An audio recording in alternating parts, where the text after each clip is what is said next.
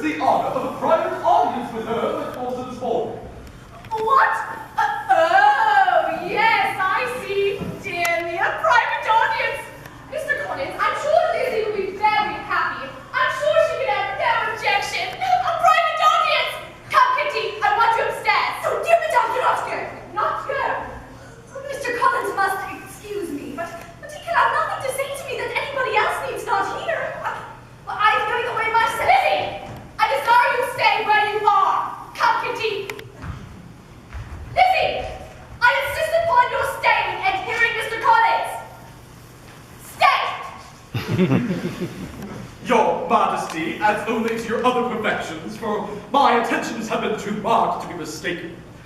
But before I go away with my feelings, I shall enumerate my reasons for marrying. First, to set the example of matrimony in my parish. Of course. Secondly, it greatly adds to a man's well-being. And thirdly, as a particular advice and recommendation of Lady de Bourgh, let her be an active, useful sort of person, able to make a small income go a long way. Her very words. You may observe, my fair cousin, that I do not reckon the notice of Lady Catherine de Bourgh the least of my advantages. Your wit and vivacity must be acceptable to her, especially when tempered with the silence and respect which her rank invariably excites.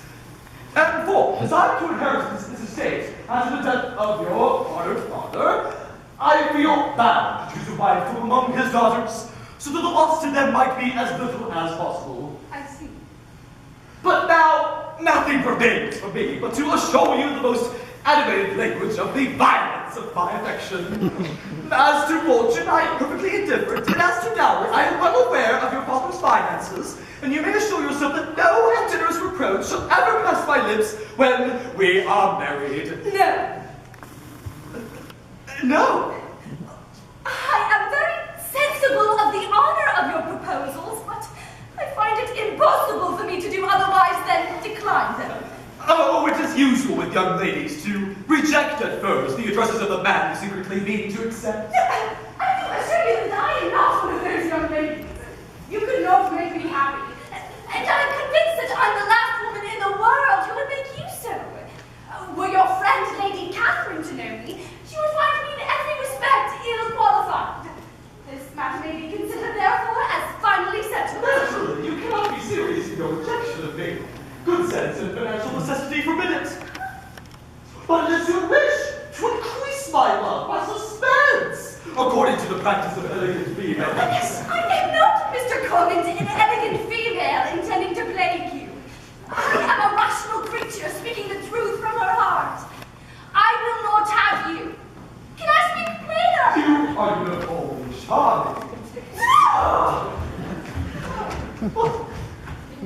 Dear Mr. Collins, allow me to be the first to congratulate you. She has begun delightfully with a refusal. A refusal? Out of bashful modesty and genuine delicacy of her character. Mr. Bennet, your wife is giving news me. She is a headstrong, foolish girl and does not know her own interest. Headstrong? But I will make her know of it. Headstrong, foolish. Dear me, if so it were better not to force her acceptance. For by such defects of temper, she could not contribute much to my felicity. Mr. Bennet, you must come here and make Lizzie marry Mr. Collins, for she vows she will not have him. Pray, excuse me. I have not the pleasure of understanding you. And Mr. Collins begins to say that he will not have Lizzie. Lizzie! Then what am I to do on the occasion? Why insist upon her marrying him? Come here, child. Is it true that Mr. Collins has made you an offer of marriage? It is. And this offer you have refused? I have, sir. An unhappy alternative is before you, Elizabeth. Your mother will never see you again if you do not marry Mr. Collins. And I will never see you again if you do. I tell you what, Miss Lizzie, go on this way and you shall never find a husband at all. And I'm sure I do not know who is to maintain you when your father is dead. Oh, Mr. Collins! Please excuse me, but I wish to withdraw my pretensions to your daughter's favor. I have come to find that her high spirits may not find the perfect expression in the somewhat circumscribed life of parsonage. I have certainly meant well, and if my manner has been in any way reprehensible, I beg thee here to apologize. I am resigned, but I hope it proves. Resignation is never so perfect as when the blessing denied begins to lose its value in our estimation.